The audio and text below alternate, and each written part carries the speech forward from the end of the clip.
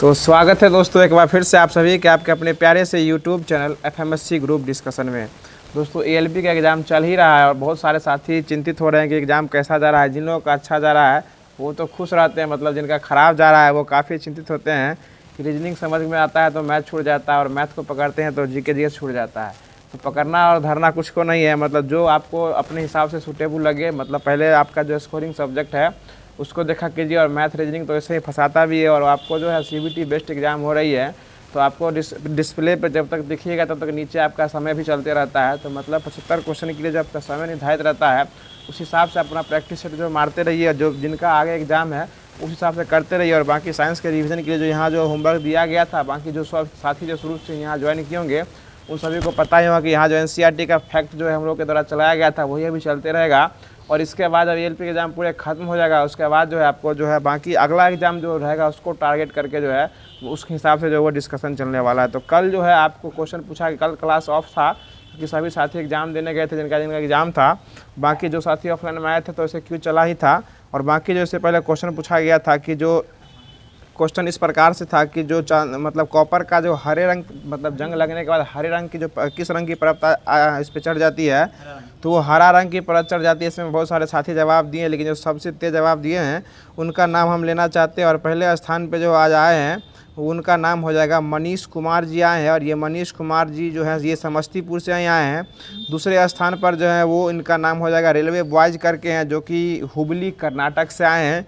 तीसरे स्थान पे राकेश कुमार जी आए हैं और ये अपना जगह का नाम नहीं लिखे हैं। और चौथे स्थान पे सोनी कुमारी जी आई है जो कि समस्तीपुर के ही शाहपुर पटोरी से आई हैं।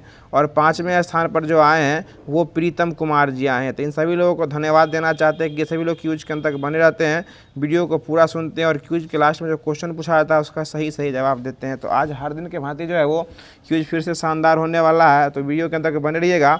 तो बताइएगा आज का पहला क्वेश्चन हो जाएगा। क्वेश्चन कुछ इस प्रकार से है कि हाल ही में जो है 348 बिलियन की कुल संपत्ति के साथ इतिहास में दुनिया के सबसे अमीर व्यक्ति बनने की उपाधि जो है वो कौन हासिल कर लिए हैं?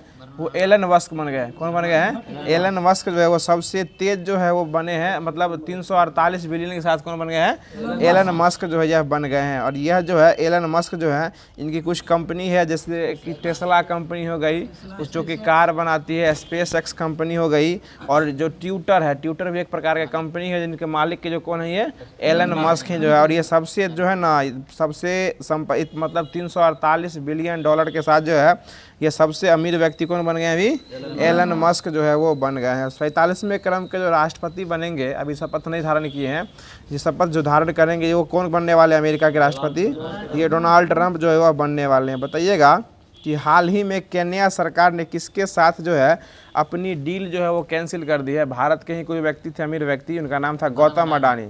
गौतम अडानी के साथ केन्या सरकार क्या कर दिया? अपना डील जो है वो कैंसिल कर दिया। ठीक है, बताइएगा टाटा सन्स के नए अध्यक्ष कौन बन गए हैं? नोएल टाटा जो है यह बन गए हैं। ठीक है, बताइएगा दूसरा अगला क्वेश्चन है कि हाल ही में जलवायु परिवर्तन पर संयुक्त राष्ट्र फ्रेमवर्क कन्वेंशन के वैश्विक ब्रांड एम्बेसडर बनने वाले पहले भारतीय संगीत कलाकार जो है वो कौन हो जाएंगे?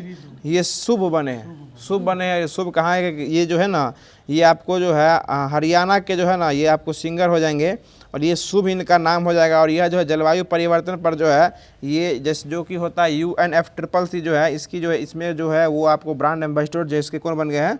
शुभ जो है वो बन गए। बताइएगा COP जो हुआ था 29वें क्रम का COP29 वाला, ये कहाँ हुआ था? बाकू, जो किसकी राजधानी पड़ेगी? अजरबैजान की राजधानी जो है वो पड़ गई है। बताइएगा सोनू सूद जो हाल ही में किस देश के नए ब्रांड एम्बेसडर बनाए गए हैं? हाँ, ये पर्यटन बने, ये थाईलैंड के बन गए। और थाईलैंड की राजधानी कहाँ है? बैंकॉक, जो कि घूमने का एक जगह पड़ता है बैंकॉक। आगे बताइए अगला क्वेश्चन हो जाएगा कि मध्य प्रदेश के जो है ना ब्रांड एम्बेसडर कौन बन गए हैं? ये पंकज त्रिपाठी बने। कौन बने हैं? पंकज त्रिपाठी बन गए। और अरुणाचल प्रदेश के रंग महोत्सव के भी जो कौन बन गए हैं? ये भी पंकज त्रिपाठी जो बन गए हैं। बताइएगा अगला क्वेश्चन हो जाएगा कि यामिनी कृष्णमूर्ति जिनका हाल ही में निधन हो गया है वो किस किस नाट्य से मतलब संगीत से जुड़ी हुई थी? ये भारत नाट्यम कुचिपुड़ी दोनों से जो है वह जुड़ी हुई थी। आगे बताइएगा अगला क्वेश्चन हो जाएगा कि बैजंती माला, जो कि LP में कुछ दिन पहले क्वेश्चन ही पूछा है कि बैजंती माला का जो हाल ही में कौन पुरस्कार दिया गया है? पद्म विभूषण दिया गया है। पद्म विभूषण सबसे बड़ा जो है ये बैजयंती माला को दिया गया, और पद्म विभूषण इनको भी दिया गया था, यामिनी कृष्णमूर्ति को भी। और ये यामिनी कृष्णमूर्ति जो है ना, यह यामिनी कृष्णमूर्ति को पद्म विभूषण कब दिया गया था? ये 2016 में इनको दिया गया था, और 2024 में किसको दिया गया है? बैजयंती माला को दिया गया है। आगे बताइएगा कि हाल ही में मीरकैट रेडियो दूरबीन द्वारा नई वेधशाला रेडियो आकाशगंगा जो खोजी गई है, यह रेडियो दूरबीन जो है किस देश में स्थित हो जाएगी?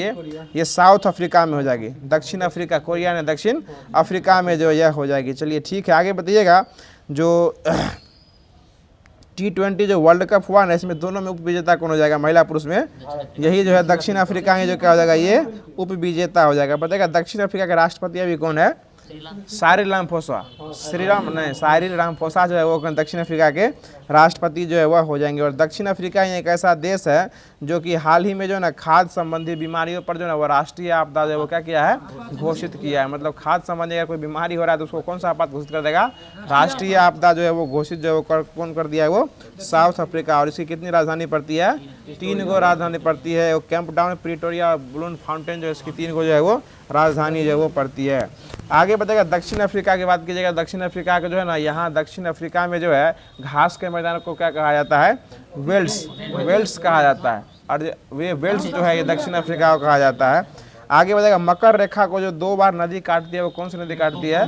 लिम्पोपो नदी काटती है। और कर्क रेखा को कौन नदी काटती है? ये माही नदी जो है इसको 2 बार काट देती है। बताइएगा कि हाल ही में हिंदू कृतज्ञता का त्यौहार जो है वो नागा शुका गोडेंग का आयोजन जो वो कहाँ किया गया है? किस देश में किया गया है?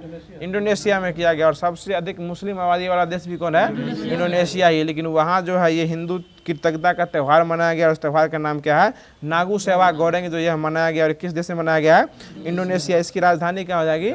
जकार्ता जो इसकी राजधानी है, प्रस्तावित है, बना नहीं है वो अभी। ये जकार्ता जो ये बनी है, और जकार्ता जो है ना यह किसकी मतलब एक मुख्यालय पड़ता है? किसका मुख्यालय पड़ता है? आसियान का। आसियान का मुख्यालय कहाँ पड़ता है? जकार्ता, इंडोनेशिया में पड़ता है। और आसियान की स्थापना कब किया गया था? 1967 में आसियान क्या किया गया था? स्थापना जो वो किया गया था। यह जो हिंदू देवी देवताओं का जो है ना ये जो होता है नागू सेवा गोडेंग जो महोत्सव हुआ है, ये जो है फसल को धन्यवाद देने के लिए जो है मनाया जाता है। चलिए आगे बताइएगा, जो जकार्ता जो राजधानी पड़ती है वो किस द्वीप पे पड़ती है इंडोनेशिया की? ये जो है ना जावा द्वीप पे पड़ती है। हाँ, ये जो है ना जावा द्वीप पे बना है, मतलब उसकी राजधानी जो है वो जावा में पड़ती है। सुमात्रा, जावा, बोर्नियो, ये सभी जो है ना वहाँ का जो है वो द्वीप जो है वो हो जाएगा। और सबसे अधिक ज्वालामुखी विस्फोट कहाँ होता है? इंडोनेशिया में ही होता है। बताइएगा कि गरुड़ शक्ति अभ्यास और समुद्र शक्ति अभ्यास ये किसके बीच होता है? ये भारत और इंडोनेशिया के बीच में होता है। बताइएगा, अगला क्वेश्चन हो जाएगा, जो सबसे पहले जो गणतंत्र दिवस हुआ था 26 जनवरी 1950 में, इसके यहाँ के मुख्य अतिथि कौन आए थे? सुकुर्नो आए थे। सुकुर्नो। और ये भी कहाँ के राष्ट्रपति हो जाएंगे?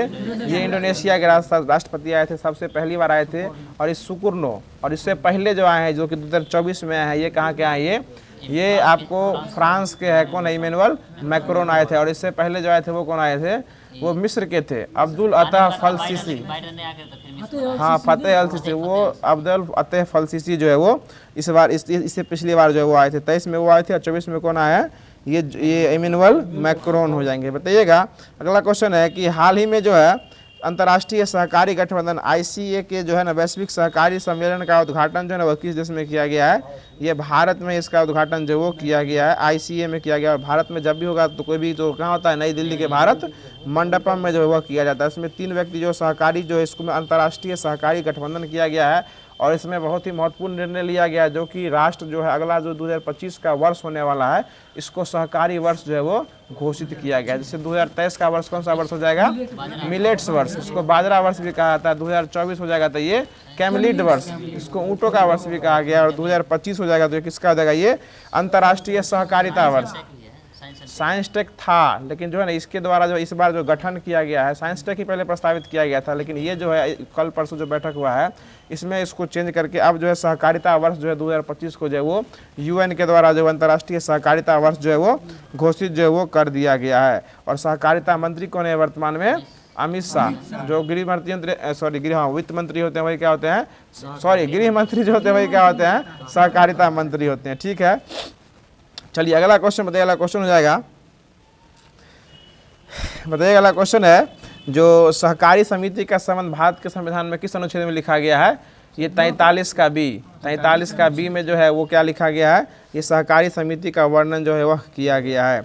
चलिए अगला क्वेश्चन बताएगा, यूनेस्को की जो है विश्व धरोहर में जो बैठक की गई इस बार भारत में, वो कैमे क्रम में किया गया है, 46वें क्रम का, 46वें क्रम का बैठक हुआ है। और इसमें जो भारत का जो शामिल किया गया असम का राज्य जो है वो मोइदम, असम का जो क्या कहते हैं कब्रिस्तान ना, हाँ कब्रिस्तान को जो शामिल किया गया मोइदम, वो कैमे क्रम का हो गया है, 43वें क्रम का। 46वें क्रम का हुआ है भारत में, आयोजन किया गया है, क्रम पूछा गया 46वें क्रम का, और लेकिन भारत का शामिल उसमें क्या हो गया है, 43 को शामिल हो गया है, मोइदम जो है वो शामिल हो गया। बताइएगा कि अंतर्राष्ट्रीय ओलंपिक समिति के बैठक जो है वो कहाँ किया गया था, आईओसी के बैठक जो किया गया था 108वें क्रम का, ये मुंबई में किया गया था। कहाँ किया गया था, मुंबई में। और इसी में जो है ना क्रिकेट को शामिल किया गया था, जिसमें T20 फॉर्मेट 28 में जो क्रिकेट होगा, 34वें क्रम का जो होने वाला, कहाँ होने वाला है, ये लॉस एंजल्स अमेरिका में होने वाला है। कहाँ होने वाला है, अमेरिका में होने वाला है। और इसी में जो किसको शामिल किया गया है, क्रिकेट गेम के T20 फॉर्मेट को। अब जो ओलंपिक होगा में T20 गेम भी जो है वो चलने वाला है।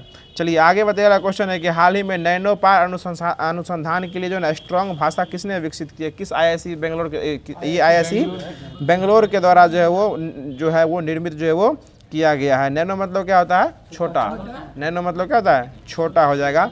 और पोर मतलब होता है छिद्र, मतलब छोटे छिद्रों के लिए जो है ना वो आपको जो भाषा जो है स्ट्रॉन्ग भाषा विकसित किया गया है, ये IISc मद्रास के द्वारा जो है वो विकसित जो है वो IISc बेंगलोर के द्वारा जो है वो किया गया है। आगे बताएगा, भारत की नवीनतम शास्त्रीय भाषा कितनी हो गई है अब जो है 6, 5, 11 हो गया। पहले 6 गो था, पहला सबसे पहले कौन हो जाएगा, तमिल, उसके बाद संस्कृत, उसके बाद कन्नड़, उसके बाद तेलुगु, उसके बाद मलयालम, उसके बाद उड़िया जो इसको किया गया था। ये तो 6 गो हो जाएगा। उसके बाद 5 गो जो ऐड किया गया है उसमें हो जाएगा असमिया, मराठी, बंगाली, प्राकृत और पाली। इसमें किसको हटा दिया गया था, फारसी को हटाया गया था। पहले 6, 3, 9 था, 9 गो था, फारसी था 9वां, तो फारसी को हटा के जो है उसमें असमिया, मराठी और बंगाली 3 को जो है वो ऐड किया गया है।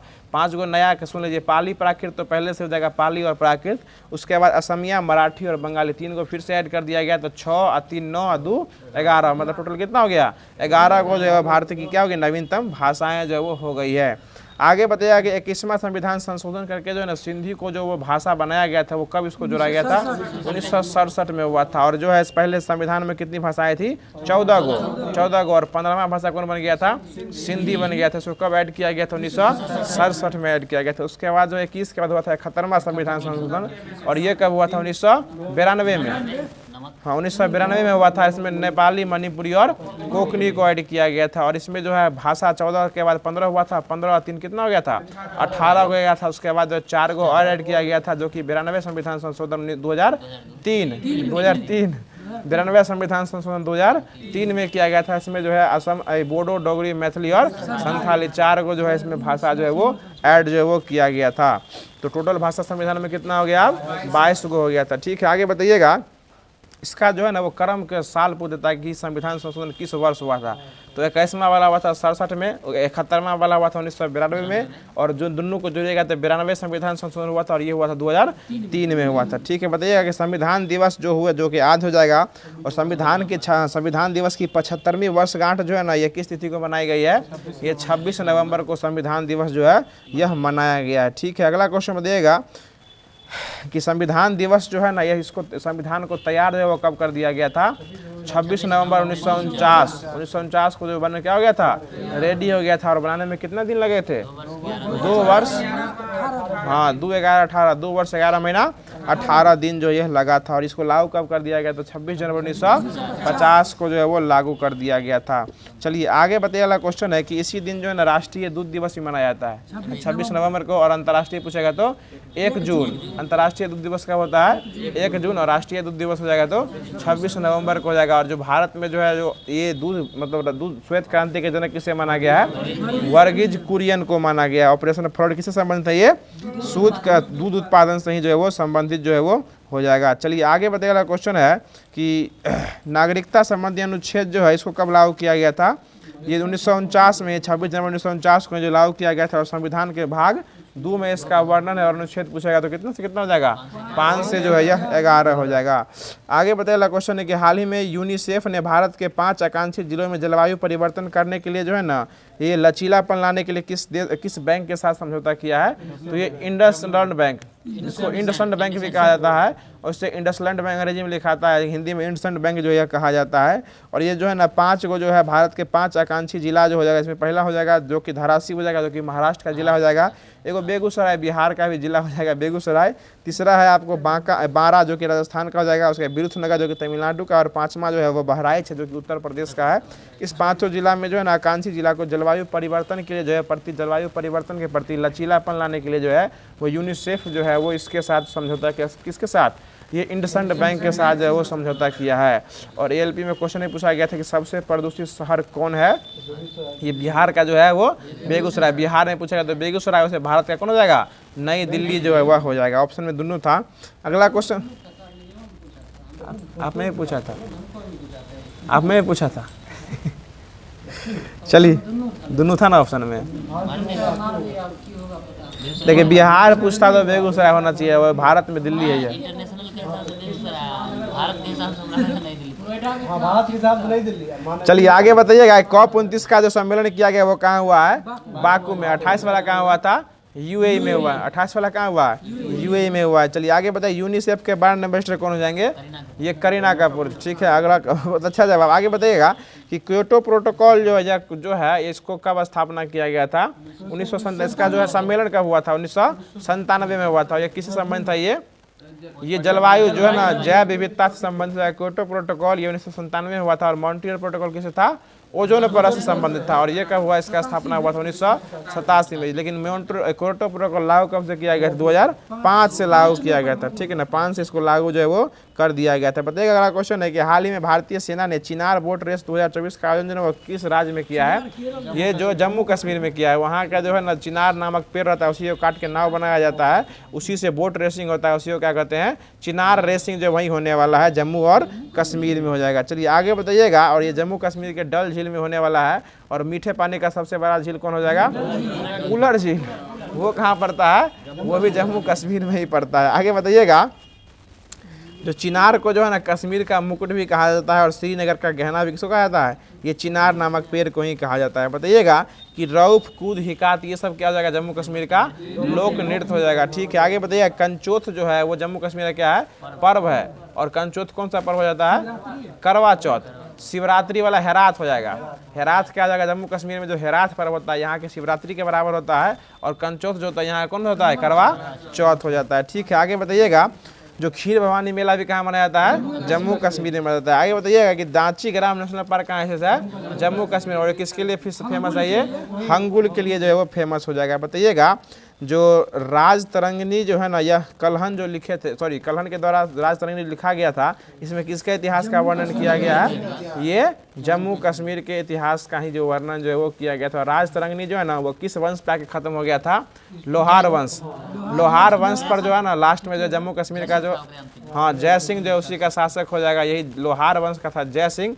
और यही लोहार वंश पे आके जो कल्हन का राज तरंगिणी क्या हो गया था? द इंड, यानी कश्मीर का अंतिम राजा वही लोहार वंश का बना था, जय सिंह हो जाएगा। चलिए आगे बताइएगा क्वेश्चन हो जाएगा, जो हाल ही में वर्ष 2024 के डेविस कप का खिताब जो है किसके द्वारा जीता गया? किस देश से जीत लिया? ये इटली द्वारा जीता गया। और डेविस कप किस खेल से संबंधित है? ये टेनिस से। डेविस किस संबंध है? ये टेनिस से हो जाएगा। संतोष ट्रॉफी किससे हो जाएगा? ये फुटबॉल से जो है वो संबंधित जो है वो फुटबॉल से हो जाएगा। बताइएगा अगला क्वेश्चन है, यूरो कप किससे संबंधित है? ये फुटबॉल से संबंधित है। कोपा अमेरिका कप किससे संबंधित है? ये भी फुटबॉल से ही संबंधित है। फीफा किससे संबंधित है? ये भी फुटबॉल से ही संबंधित हो जाएगा। तो जो इसके बाद जो है अगला क्वेश्चन बताइएगा, तो करंट अफेयर का सीरीज जो था वो खत्म हो गया है।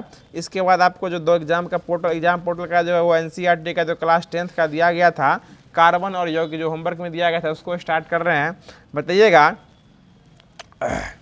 अगला क्वेश्चन बताइएगा, जो संपीड़ित प्राकृतिक गैस का मुख्य घटक यानी सीएनजी गैस का मुख्य घटक कौन हो जाएगा? मीथेन हो जाएगा। सीएनजी का कौन हो जाएगा? मीथेन हो जाएगा। और एलपीजी पूछेगा ना तो कौन हो जाएगा? ब्यूटेन हो जाएगा। बताइएगा कि चक्रीय असंतृप्त हाइड्रोकार्बन यौगिक जो है वो कौन हो जाता है, ये असंतृप्त में कौन हो जाएगा, बेंजीन हो जाएगा।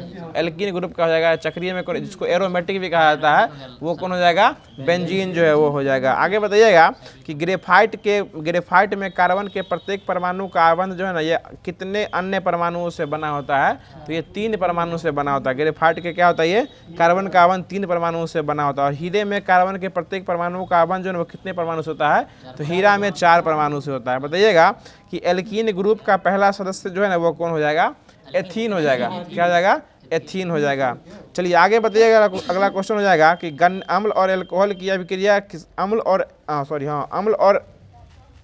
अम्ल और एल्कोहल की अभिक्रिया से किसका निर्माण होता है, तो एस्टर का निर्माण होता है। अम्ल और लवण, जल नहीं, अम्ल और एल्कोहल जो है, मतलब अम्ल और दारू मिलाइएगा तो किसका निर्माण होता है, एस्टर का निर्माण होता है। और एस्टर का जो गंध किसके तरह होता है, फल के तरह होता है। ठीक है, बताइएगा कि किसके प्रभाव से व्यक्ति अंधा भी हो सकता है, मेथेनॉल के नाम, मेथेनॉल से क्या होता है, व्यक्ति अंधा भी हो सकता है। बताइएगा जो कार्बोक्सिलिक एसिड समूह जो होता है उसमें जो है ना वो कौन सा जो है वो वर्ग जुड़ता है लास्ट में, हाँ COOH जो है वह जुड़ता है, COOH जुड़ता है। बताइएगा आगे क्वेश्चन है कि CnH2n+2 जो है ना किसका सामान्य सूत्र हो जाएगा, CnH2n+2, यह एल्केन का हो जाएगा, ये एल्केन का हो जाएगा। और +2 हो जाएगा एल्केन का, सिर्फ अगर 2 रहेगा तो CnH2n रहेगा तो एल्कीन का, और CnH2n-2 हो जाएगा तो किसका हो जाएगा, एल्काइन का हो जाएगा। यूरिया का सूत्र जो है ना NH2CO NH2 हो जाएगा।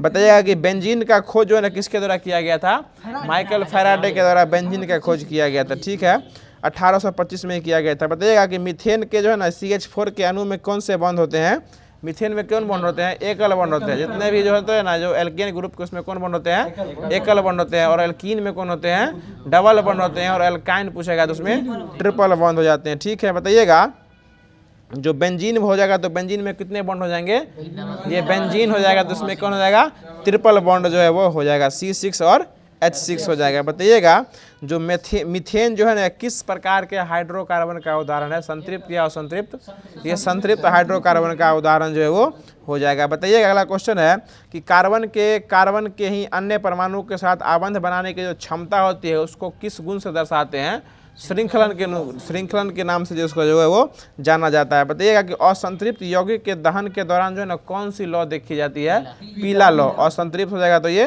पीला लौ हो जाएगा, और संतृप्त जलेगा तो वो नीला लौ जलता है। संतृप्त में कौन जलता है, ये नीला लौ जलता है। देखिएगा आपका गैस पूरा कंप्लीट है, भरा हुआ है तो नीला लौ देता है, और गैस खत्म हो जाता है तो क्या होता है, वो पीला लौ देता है। उसी के बाद जो है पूरा कालिख का जो निर्माण जो वो होने लगता है। मतलब असंतृप्त हाइड्रोकार्बन जब जलाइएगा ना तो थोड़ा थोड़ा काला जो है ना उसका धुआं जो है वो देने लगता है। हाँ, ताप तो कम देना है उसको, गैस खत्म है ना उसमें। आगे बताइएगा अगला क्वेश्चन हो जाएगा, बताइएगा अगला क्वेश्चन है कि एकल बंध वाले हाइड्रोजन जो है ना, हाइड्रोकार्बन जो है वो कौन से हाइड्रोकार्बन कहलाते हैं, ये संतृप्त हाइड्रोकार्बन जो है वो कहलाते हैं। बताइएगा जो हाइड्रोजन के 2 परमाणुओं के बीच जो है ना किस प्रकार का बंध रहता है, सिंगल या डबल में बताना है। ये हाइड्रोजन के बीच सिंगल बॉन्ड रहता है, हाइड्रोजन के बीच सिंगल, और ऑक्सीजन के बीच पूछेगा तो डबल, ऑक्सीजन के बीच डबल, और नाइट्रोजन के बीच पूछेगा तो ट्रिपल। नाइट्रोजन के बीच कौन होगा, ट्रिपल। याद रखिए, हाइड्रोजन में सिंगल हो जाएगा, ऑक्सीजन में डबल, और नाइट्रोजन में ट्रिपल बॉन्ड जो है ये होता है। ठीक है, आगे बताइएगा कि ब्यूटेन का सामान्य सूत्र क्या हो जाएगा, C4H10। ब्यूटेन हो जाएगा तो C, meth eth prop but होगा ना, उसके बाद मेथ एथ प्रोप ब्यूट, 4 पे कौन आएगा, ब्यूटेन आएगा, ब्यूट आएगा तो C4, और 8 4 दूनी 8 2 10, ये एल्केन ग्रुप का हो जाएगा तो कौन हो जाएगा, ये इसमें 2 जुड़ जाएगा तो 8 2 10 C4H10 हो जाएगा। बताइएगा प्राकृतिक गैस का सबसे बड़ा घटक जो है वो कौन हो जाएगा, मीथेन हो जाएगा। कौन हो जाएगा, मीथेन ही हो जाएगा। बताइएगा कि बेंजीन का जो एक हाइड्रोकार्बन है जिसका सूत्र क्या होता है, C6H6 होता है, C6 और H6 होता है। बताइएगा C डबल बॉन्ड C वाले यौगिक जो है ना वो किस ग्रुप के आते हैं, वो एल्कीन ग्रुप के आएंगे। कौन ग्रुप के आएंगे, एल्कीन। समझ रहे हैं कि नहीं समझ रहे हैं, C डबल बॉन्ड है उसमें कौन सा किस ग्रुप का आएगा, वो एल्कीन ग्रुप का जो है वो हो जाएगा। बताइएगा कि नाइट्रोजन के 2 परमाणुओं के बीच कितने आबंध होते हैं, 3 आबंध होते हैं, और ऑक्सीजन पूछेगा तो 2 गो, और हाइड्रोजन पूछेगा तो 1 गो हो जाएगा। बताइएगा कि एक या अधिक त्रिआबंध वाले असंतृप्त हाइड्रोकार्बन जो है ना वो किस ग्रुप के आगे, ये एल्कीन, एल्काइन और एल्कीन में बताना है। तो ये एल्काइन में 3 वाला हो जाएगा तो कौन हो जाएगा, एल्काइन में आ जाते हैं। बताइएगा कि वनस्पति तेल जो असंतृप्त हाइड्रोकार्बन है, किस उत्प्रेरक की उपस्थिति में हाइड्रोजनीकरण अभिक्रिया के दौरान जो है वनस्पति घी बनाया जाता है। उसमें एक उत्प्रेरक का नाम होता है, उस उत्प्रेरक का नाम है निकेल। यानी वनस्पति घी से जो है वनस्पति तेल से वनस्पति घी बनाने में जो हाइड्रोजनीकरण किया जाता है, उसमें उत्प्रेरक कौन सा उपयोग किया जाता है? निकेल उत्प्रेरक जो है उपयोग जो है वो किया जाता है। देखिए ये एनसीईआरटी का डाटा है और ये आपको जो है दृष्टि में भी लिखा हुआ है और क्या कहते हैं लुसेंट बुक में भी इसको चर्चा जो है वो किए हुए हैं। आगे बताइएगा एल्केन श्रेणी का प्रथम सदस्य कौन हो जाएगा? मीथेन हो जाएगा। कौन हो जाएगा? मीथेन हो जाएगा। उसका सूत्र क्या होता है? CH4 हो जाएगा। बताइएगा कि प्राकृतिक गैस, बायोगैस इत्यादि गैस में जो है ना मुख्य अवयव कौन सी गैस की होती है? मीथेन की। प्राकृतिक गैस में किसका होता है? मीथेन का ही होता है। और अगला क्वेश्चन बताइएगा कि किस, तो ऑप्शन से लिए हुए बताइएगा एथेन का सामान्य सूत्र क्या होता है?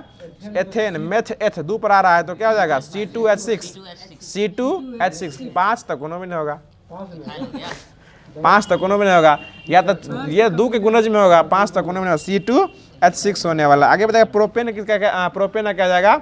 C3H8 3 दूनी 6 2 8 C3H8 हो जाएगा। आगे बताइए हेक्सेन क्या हो जाएगा? हेक्सेन 6 पर आता है, मेथ एथ प्रोप्ट पेट ब्यूट ऑक्स हेक्स नैन ऑक्डेक्ट, तो C6 6 दूनी 12 2 14, तो C6H14 हो जाएगा। बताइएगा संतृप्त हाइड्रोकार्बन के श्रेणी के सदस्य जो है ना वो कौन हो जाएंगे? एल्केन या एल्कीन?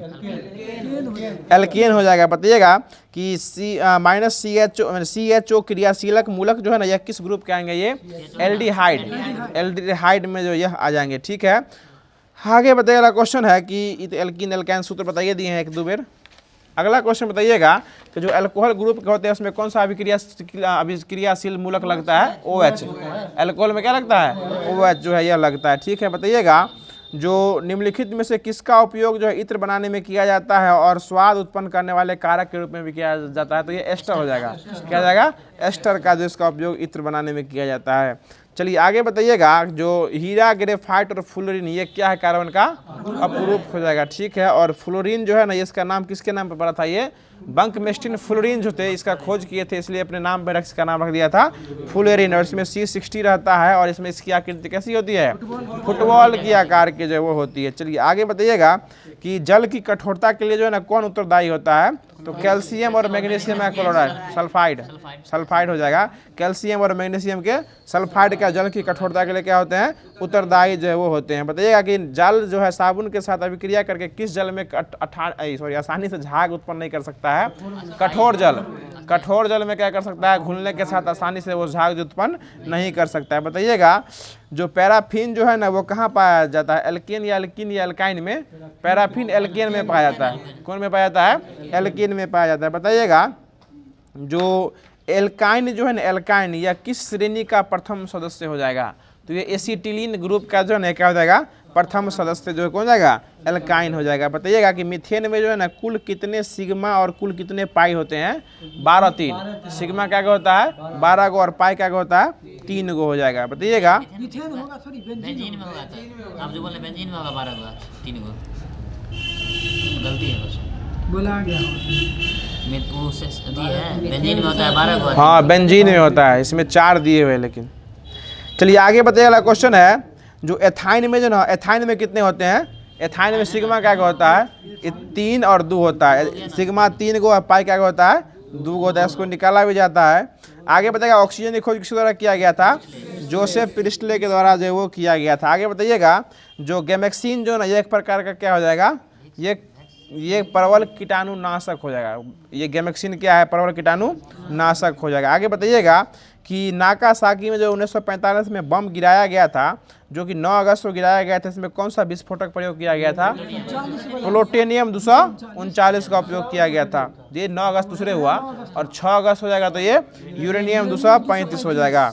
आगे बता दीजिएगा क्वेश्चन है कि COOH जो है या क्रियात्मक समूह हो जाएगा किसका हो जाएगा? ये कार्बोक्सिलिक एसिड का हो जाएगा। COOH हो जाएगा। ठीक है, और OH हो जाएगा तो ये अल्कोहल ग्रुप का जो है यह हो जाएगा। बताइएगा सब तो एल्कीन एल्काइन पर है। बताइएगा एस्टर में किसकी गंध होती है? फल जैसी जो है वो होती है। बताइएगा कि डबल बॉन्ड किस में होता है? एल्कीन में हो जाएगा। ठीक है, आगे बताइएगा अगला क्वेश्चन हो जाएगा कि शुद्ध एथेनोइक अम्ल का गलनांक जो है केल्विन में कितना होता है? 290 केल्विन होता है। कितना होता है? 290 केल्विन होता है। ये एनसीईआरटी के क्लास 10th में दिए हुए एक बॉक्स बना के राइट साइड में आगे बताइएगा कि मीथेन का गलनांक कितना केल्विन होता है, 90 केल्विन होता है। मीथेन का गलनांक 90 केल्विन हो जाएगा। और इसका जो है शुद्ध एथेनोइक एसिड कितना होता है, 290 केल्विन होता है। बताइएगा मेथेनोइक अम्ल का अन्य नाम क्या हो जाएगा, फॉर्मिक एसिड। मेथेनोइक का क्या होता है अन्य नाम, फॉर्मिक एसिड जो ये होता है। और चींटियों के डंक में जो है ना यही पाया जाता है। आगे बताइएगा कि संकलन अभिक्रिया में हाइड्रोजन के योग से जो है ना किस प्रकार के हाइड्रोकार्बन बनते हैं, तो ये संतृप्त हाइड्रोकार्बन जो है वो बनते हैं। आगे बताइएगा कि हेक्सेन का सामान्य सूत्र जो है वो क्या हो जाएगा, C6H14 हो जाएगा। ठीक है, बताइए कार्बन और हाइड्रोजन से बने यौगिक को क्या कहते हैं, हाइड्रोकार्बन कहा जाता है। क्या कहा जाता है, हाइड्रोकार्बन कहा जाता है। आगे बताइएगा कि N2 में नाइट्रोजन परमाणुओं के बीच कितने संयोजक बंध होते हैं, 3 को जो है वो संयोजक बंध जो है किसमें होते हैं, N2 में जो है वह होते हैं। अगला क्वेश्चन बताइएगा, जो प्रोपीन C3H6 में कौन सा समूह हो जाएगा, ये एल्कीन समूह जो है वो इसमें किसमें हो जाएगा, प्रोपीन में जो वो क्या हो जाएगा, एल्कीन समूह जो है वह हो जाएगा। बताइए अगला क्वेश्चन है, जो मीथेन, इथेन और प्रोपेन जो है ना यह किस श्रेणी के सदस्य हो जाएंगे, समजातीय या विषम जातीय। तो ये समजातीय श्रेणी का जो है वो संबंध जो है मीथेन, इथेन और प्रोपेन जो है किसका हो जाएगा, ये समजातीय का जो है वो हो जाएगा। अब जो है वो स्टार्ट किया जा रहा है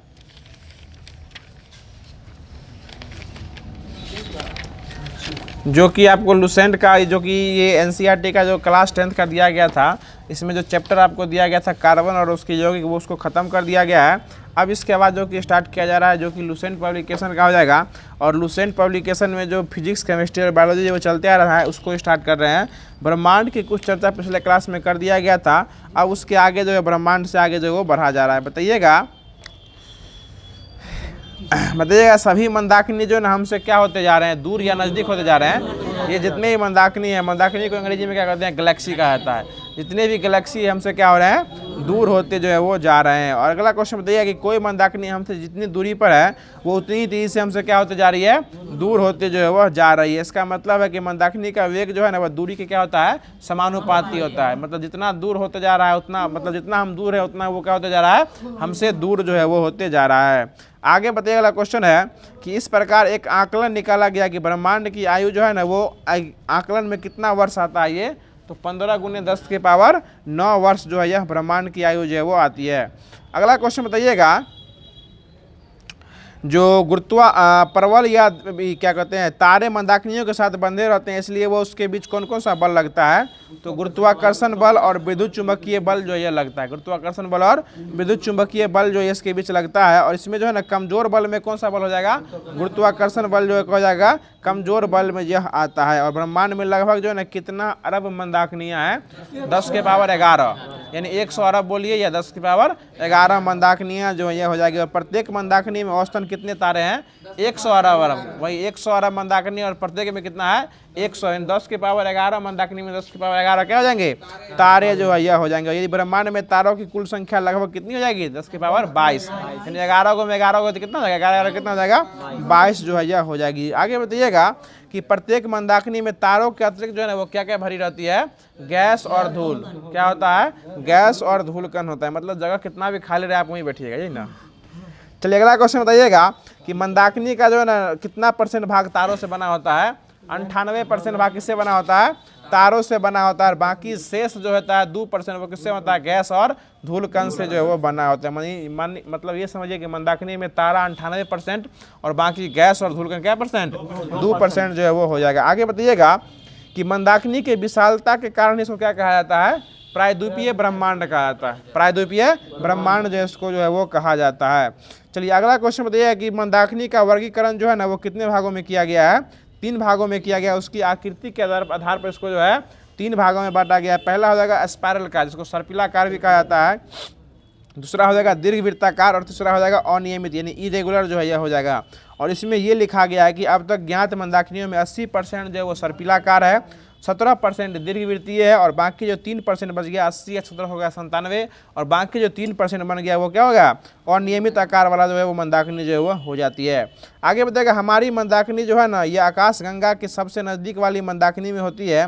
और ये जो मंदाकिनी उसका नाम क्या हो जाएगा, देवयानी हो जाएगा। क्या हो जाएगा, देवयानी। और देवयानी का आकार जो है ना कौन सी मंदाकिनी की तरह, ये वही सर्पिल के आकार का है, वही मंदाकिनी हो जाएगी। मतलब सर्पिला आकार वाला मंदाकिनी कितना % है, 80% है। हमको देख के सिर्फ मुँह हिलाते तो कितना हो जाएगा 80% हो जाएगा। और जो बाकी जो आपको बच गया जो कि दीर्घवृत्तीय है वो कितना परसेंट है 17%। देखिए वो एक्सेस है, पूरा एकदम एक्टिव मेंबर है, 17% वो हो गया। और अनियमित वाला कितना हो जाता है 3% जो है वो अनियमित वाला हो जाएगा। तो हमारी जो मंदाकिनी है जिसको आकाश गंगा या दुग्ध मेला भी कहा जाता है, मिल्की वे में अंग्रेजी में कहते हैं, वह जो है किस आकार का है सर्पिल के आकार का हो जाएगा। उसका नाम क्या हो जाएगा देवयानी, उसका क्या हो जाएगा नाम जो है यह हो जाएगा। और देवयानी का आकार कैसा है ये सर्पिला आकार हो जाएगा। चलिए आगे बढ़ेगा, अगला क्वेश्चन हो जाएगा जो हमारी मंदाकिनी में जो है ना वो तारे जो है ना वो किस आकार में रहते हैं, वो चक्रीय आकार में, ये चपटा नुमा चक्री आकार के होते हैं जो अंतरिक्ष के अंदर जो है ना 10 के पावर 5 प्रकाश वर्ष तक फैली होती है। और यह जो है तारों पर चक्री के आकार का काफ़ी मोटा होता है। जो मंदाकिनी जो है वो केंद्र के तारों के अपेक्षा जो है वो उच्च सांद्रण को दर्शाता है। आगे बताइए, क्वेश्चन है कि हमारा सूर्य और उसके ग्रह जो है वो मंदाकिनी के केंद्रीय भाग से कितने दूरी पर स्थित है। ये प्रकाश के वेग से कुछ कम है, 3 × 10 के पावर 4 प्रकाश वर्ष की दूरी पर जो है वो स्थित हो जाएगा। और सूर्य जो है वह दुग्ध मेला के मंदाकिनी के केंद्र से क्या हो जाएगा काफ़ी दूर स्थित हो जाएगा।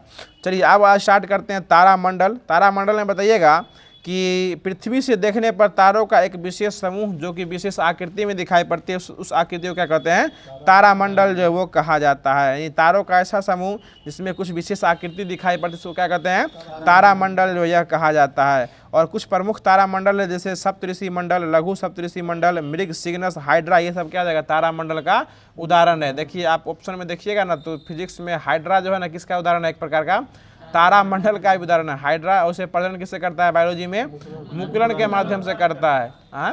हाँ मुकुलन के द्वारा करता है, ये अलैंगिक जनन करता है। लेकिन हाइड्रा जो है जो फिजिक्स में पूछेगा हाइड्रा एक किसकी एक नाम हो जाएगा, ये किसका किस्म हो जाएगा, तो ये तारामंडल भी, यानी लघु सप्तऋषि, सिग्नस, मृग और ये हाइड्रा जो एक प्रकार का तारामंडल हो जाएगा। ठीक है, चलिए एक क्वेश्चन पूछा भी था कि हमारे आकाश में कुल कितने तारामंडल हैं 89। कहीं कहीं जो 90 भी दे देता है, लेकिन 89 लुसेन में दिए हुए हैं और जो महेश बनवाल का उसमें 90 दिए हुए हैं।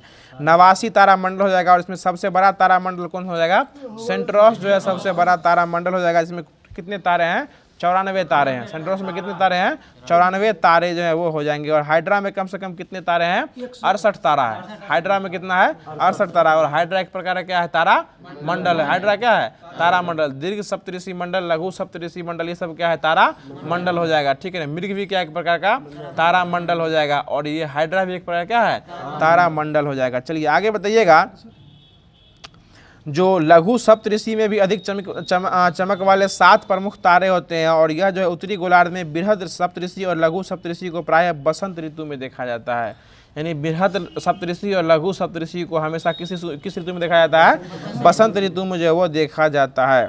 चलिए आगे बताइए, अगला क्वेश्चन है कि तारा खगोलीय पिंड है या नहीं है। ये खगोलीय पिंड है। तारा क्या एक प्रकार खगोलीय पिंड है जो लगातार प्रकाश उत्सर्जित करती है, हमेशा करती है। सूर्य भी एक प्रकार का क्या है तारा है, लेकिन सूर्य जो एक चमकीला तारा ये हमेशा और तारा की अपेक्षा क्या होती है बड़ा है और ये सबसे अधिक प्रकाश उत्सर्जित करती है, इसलिए चमक प्रकाशमान होती है।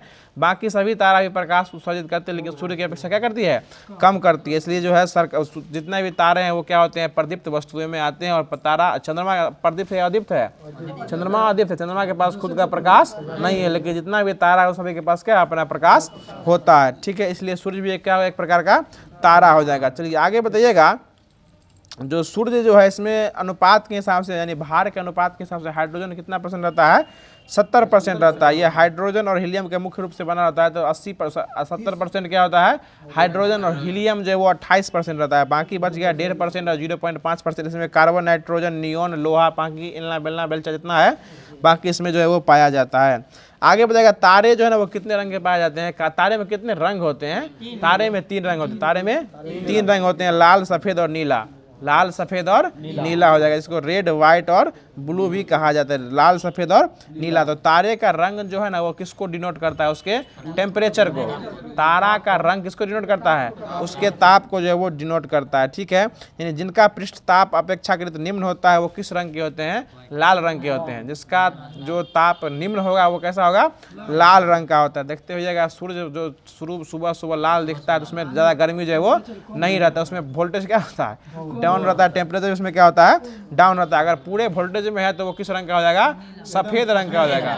पूरे वोल्टेज में किस हो जाएगा, वो सफ़ेद रंग का होता है। जबकि वे तारे जिनका ताप अत्यधिक मतलब उच्च पृष्ठ वाले होते हैं तो सफ़ेद होते हैं, और जो वे तारे जो जिनका पृष्ठ ताप जो अत्यधिक ऊंच हो जाता है वो नीला हो जाता है।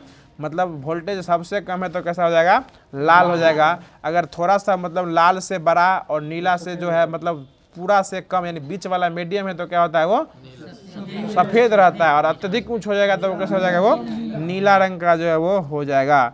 चलिए अगला क्वेश्चन बताइएगा। नीला देखें आज तक, जल जाइएगा। जब बॉल फ्यूज होता है नीला एक सीधा हो जाता है। हाँ देखें ना, जब वहाँ वही 100 वाट बॉल जो है ना, जब पूरा अपर वोल्टेज में आ जाता है, जब उसका फ्यूज हो जाता है तो अंदर में नीला रंग का धुआं जो है वो छोड़ देता है। मतलब वो क्या हो गया, पूरा हाई टेम्परेचर है वो हो गया। बहुत अच्छा बोले।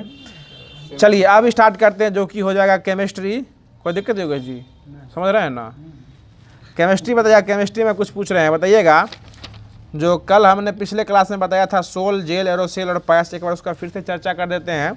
तो सुनिएगा, जो वैसा कोलाइड इसमें ठोस के कण जो है ना वो द्रव के समान परिक्षेपित हो जाते हैं, लेकिन वो बहते नहीं है, वो क्या कहलाते हैं, वो जेल कहलाते हैं। ठोस जो है वो जेल में क्या, जल में क्या, द्रव के समान परिक्षेपित हो जाते हैं लेकिन बहते नहीं है। ठोस जो है वो द्रव में परिक्षेपित होने के साथ बहते नहीं है, वो क्या कहलाते हैं, पायस का जेल कहलाते हैं। और जेल जो है ना इसका उदाहरण हो जाएगा जेली या जिलेटिन, क्या हो जाएगा, जेल का उदाहरण हो जाएगा। और एरोसोल में क्या होता है कि द्रव या ठोस के कण जो है ना ये परिक्षेपित हो जाते हैं। किसी भी गैस में जो है ना द्रव या ठोस के कण क्या होते हैं, परिक्षेपित होते हैं। और इसका सीधा उदाहरण होता है कोहरा, क्या हो जाएगा, कोहरा। कोहरा गैस रहता है, गैस में क्या होता है, ठोस या द्रव दोनों क्या होता है, परिक्षेपित हो जाता है, तो वो एरोसोल हो जाएगा। एरोसोल किसका उदाहरण है, कोहरा का। कोहरा किसका उदाहरण हो जाएगा, एरोसोल का जो है यह उदाहरण जो है वो हो जाएगा। और पायस बताए थे, जो कि द्रव में ही द्रव क्या होता है, मिल जाता है, तो वो क्या होता है, पायस हो जाएगा। और दूध एक क्या है, प्राकृतिक पायस जो है वो हो जाएगा। अब इसके आगे बढ़ते हैं, बताएगा जबकि दूध एक प्राकृतिक पायस है। दूध कैसा पायस है, प्राकृतिक है। और एक पूछता है कि कृत्रिम पायस कौन हो जाएगा, तो पेंट। और ये जो है ना 9-10 का पूछा हुआ क्वेश्चन है, कुंदन जी पूछा था, साइंस में ही पूछा था। और ये पूछा था इसमें कौन कृत्रिम पायस है, तो इसका सही जवाब क्या हो जाएगा, पेंट। पेंट कैसा हो जाएगा, कृत्रिम पायस हो जाएगा। दूध कैसा है, प्राकृतिक। दूध जो है वो नेचुरली मिल के आता है अंदर से, जो कि द्रव में द्रव मिला रहता है। और पेंट को जो लोग यहाँ क्या करते हैं, मिलाते हैं और अपने हिसाब से जो है कलर को डिजाइन करते हैं, तो पेंट कैसा पायस हो जाएगा, प्राकृतिक। ये कृत्रिम हो जाएगा और दूध हो जाएगा तो ये प्राकृतिक पायस हो जाएगा। ठीक है, ये पूछा हुआ क्वेश्चन है। आगे बताइएगा, अगला क्वेश्चन हो जाएगा, जो द्रव में अब आते हैं गैसों का परिक्षेपण करते हैं। उस समय गैस में द्रव हो जाएगा तो कौन हो जाएगा, वो कोहरा, जिसको एरोसोल कहा जाता है। अब जो है आते हैं द्रव में गैस को मिलाते हैं। द्रव में गैस को मिलाएंगे तो वो क्या हो जाएगा, झाग का निर्माण करता है। देखे ना, द्रव में अगर गैस मिलता है तो क्या होता है, झाग का निर्माण होता है। और झाग कहाँ से निकलता है, साबुन और डिटर्जेंट से क्या निकलता है, झाग जो है वो उत्पन्न होता है। आगे बताइएगा, ऐसा लगने रहा कि हो गया है, चलिए हो जाता है, कोई बात नहीं, फिर से कराते हैं। बताइएगा, जो वास्तविक विलयन का आकार जो है ना, उसमें कणों का आकार कितना से कितना सेंटीमीटर के बीच होता है, -7 से लेके -8, 10 की पावर -7 से लेके -8 जो है यह वास्तविक विलयन का आकार जो है यह होता है। और ये सबसे, हाँ ठीक है, यह सबसे अस्थायी और पारदर्शक जो है वो होता है। ये यहाँ नहीं वाला करवाए थे, इसको याद आ गया। चलिए आगे बताइए, अगला क्वेश्चन है, जो कोलाइडी विलयन को वास्तविक विलयन से पृथक करने की प्रक्रिया क्या कहलाती है, अपोहन कहलाती है। यानी कोलाइडी विलयन से वास्तविक विलयन को अलग कर देंगे तो कौन सी प्रक्रिया के द्वारा होगा, अपोहन जो है, यानी डायलिसिस इसी को बोला जाता है। इसमें क्या होती है, अपोहन इसी को कहा जाता है। आगे बताइए, कोलाइडी के कण जो है इधर उधर भागते रहते हैं, और जो इधर उधर भागते हैं इसको कौन सी गति कहा जाता है, ब्राउनी गति जो यह कहा जाता है। ठीक है, इसमें ये होता है कि जिसके जितने कण जितने सूक्ष्म होते हैं, माध्यम की श्यानता उतनी ही कम होती है, और ताप जितना अधिक होता है उसकी गति उतनी क्या होती है, तेज हो जाती है। मतलब कोलाइडी के कण जो है, ब्राउनी गति के कण जो है वो ताप पर निर्भर करते हैं। मतलब जितना टेम्परेचर बढ़ाइएगा उसका टेम्परेचर उतना क्या होता है, स्पीड जो है वो भागते जो है वो रहता है। चलिए आगे बताइए कि जब कोलाइडी विलयन में कोई विद्युत अपघट्य मिलाया जाता है तो कोलाइडी के कण जो है कि ये कोलाइडी कण के आवेश जो है वो उदासीन हो जाता है और उसका अवक्षेपण हो जाता है। और इसी अवक्षेपण को जो है ना वो स्कंदन कहा जाता है। क्या कहा जाता है, स्कंदन कहा जाता है। अब जो है वास्तविक विलयन और कोलाइडी विलयन में कुछ अंतर सुनिएगा। जो वास्तविक विलयन जो है ना ये प्रकाश के कण को प्रकीर्णित नहीं करते हैं। वास्तविक विलयन जो प्रकाश के कण को प्रकीर्णित नहीं करते हैं। और करते कौन है, तो ये कोलाइडी विलयन। कौन करते हैं, कोलाइडी विलयन जो इसको जो है वो कर देते हैं। बताइएगा अगर क्वेश्चन है कि वास्तविक विलयन का आकार जो है इसमें व्यास जो है कितना सेंटीमीटर से कम रहता है, 10 के पावर -7 से क्या होता है, कम रहता है। लेकिन कोलाइडी हो जाएगा तो ये 10 के पावर -7 से लेकर 10 के पावर -5 के बीच जो है वो स्थित जो है वो रहता है। आगे बताइए वाला क्वेश्चन है कि जब किसी कोलाइडी विलयन से तीव्र प्रकाश गुजारते हैं तो वो जो है कोलाइडी कण के भांति जो है एक अल्पीन की नोक के भांति चमकने लगता है, और यही जो चमकता है ना उस प्रभाव क्या कहा जाता है, टिंडल प्रभाव जो यह कहा जाता है। और टिंडल प्रभाव जो है ना ये किस कारण चमकता है, ये तो प्रकाश के प्रकीर्णन, ये प्रभाव चमकना मतलब रंग वाला कौन हो जाएगा, प्रकाश का प्रकीर्णन के कारण जो है वो उड़ता है। आगे बताइएगा क्वेश्चन हो जाएगा जो अब जो है कुछ विलयन का रंग बताइएगा कि मिथाइल ऑरेंज का जो है ना ये अम्लीय विलयन कैसा होता है, गुलाबी होता है। मिथाइल ऑरेंज का अम्लीय विलयन क्या होता है, गुलाबी होता है। लिटमस का कैसा होता है, लाल हो जाएगा। और फिनोल्फिलीन क्या होता है, रंगहीन हो जाता है। ये क्या हो जाएगा, रंगहीन हो जाएगा। और ये कैसा होता है, अम्लीय होता है। अब आते हैं कार्बन और उसके यौगिक में आते हैं। क्या बात, राजू एग्जाम देने गए थे कि कल है? चलिए अब स्टार्ट करते हैं। बताइएगा कार्बन और उसके यौगिक। बताइएगा कार्बन एक प्रकार का धातु है या अधातु है, अधातु। ऑक्सीजन क्या है, धातु या अधातु है, ऑक्सीजन भी अधातु है। ऑक्सीजन भी क्या है, अधातु है। बताइएगा कि सोडियम धातु या अधातु है, सोडियम धातु हो जाएगा। ठीक है, आगे बताइएगा कि कार्बन जो है भू परपटी में जो है ना यह कितने मात्रा में पाया जाता है, 0.02। भू परपटी में 0.2 और वायुमंडल में 0.03। भू परपटी में 0.2 और वायुमंडल में 0.03 पाया जाता है। याद रखिए इसको। भू परपटी में अगर खनिज के रूप में पाया जाएगा तो 0.02, और ये अगर वायुमंडल में गैस के रूप में पाया जाएगा तो 0.03 के रूप में पाया जाता है। बताइए कार्बन की परमाणु संख्या कितनी होती है, 6। और यह जो है वर्ग कितना में रखा गया, आवर्त सारणी के वर्ग 4 के 1 में रखा गया है। 14 या 4 के 1 में जो है इसको जो है वो रखा गया है। और इसकी संयोजकता 4 होती है। कितनी होती है, 4। और ये 4 कौन बताया था सबसे पहले, कैकुले ने बताया था। किस द्वारा बताया गया था, कैकुले बताया था कि सबसे पहले कार्बन की संयोजकता कितनी होती है, 4 जो है यह होती है। चलिए आगे बताइएगा कि वैसे पदार्थ जिसकी रासायनिक गुण समान और भौतिक गुण भिन्न भिन्न होते हैं वो क्या कहलाते हैं, रासायनिक गुण में समस्थानिक कहाँ से, वो अपरूप कहलाते हैं। क्या कहलाते हैं, अपरूप कहलाते हैं। जिससे रासायनिक गुण समान और बाकी उसके जो है भौतिक गुण भिन्न भिन्न होते हैं वो क्या कहलाते हैं, अपरूप कहलाते हैं। मतलब रासायनिक दृष्टि से एक समान लगेगा देखने में, लेकिन अगर उसको भौतिक गुण निकालेगा तो वो जो है ना अलग अलग होता है, वो क्या कहलाता है, अपरूप कहलाता है। और इस घटना को क्या कहते हैं, अपरूपता जो है वो कहा जाता है। ठीक है, बताइए कार्बन के 2 ही मुख्य अपरूप होते हैं, उससे 3 होता है लेकिन मुख्य रूप से 2 होता है, हीरा और ग्रेफाइट होते हैं। ठीक है, तो बताइएगा कि ताप और विद्युत का कुचालक कौन हो जाएगा, ताप और विद्युत दोनों का कुचालक कौन हो जाएगा, हीरा हो जाएगा। हीरा जो है ताप और विद्युत का कुचालक होता है। और दुनिया का सबसे कठोर पदार्थ कौन हो जाएगा, हीरा हो जाएगा। ठीक है, और यह द्रव में घुलता है ना, ये किसी भी द्रव में जो है वो नहीं घुलता है। और इस पर कोई अम्ल क्षार लवण का प्रक्रिया जो है वो काम नहीं करता है। मतलब कोई अम्ल में नहीं घुल सकता है, कोई क्षार या कोई लवण में जो हीरा जो है वो नहीं घुलता है। और यह जो है इसलिए क्या होता है, सबसे कठोर पदार्थ इसको माना गया, और ये किसी भी द्रव में जो है वो नहीं घुल सकता है।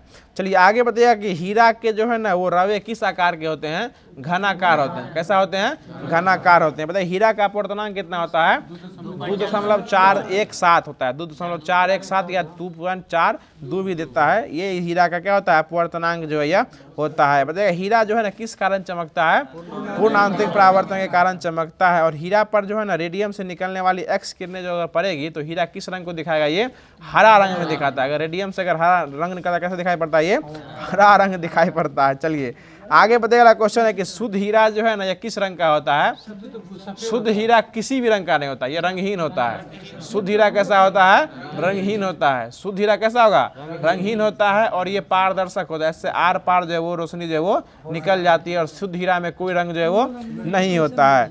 चलिए आगे बताइएगा कुछ हीरे काले होते हैं और काले हीरे क्या कहलाते हैं, बोट कहलाते हैं। कुछ हीरे क्या होते हैं, काले होते हैं, और काले हीरे को क्या कहते हैं, बोट।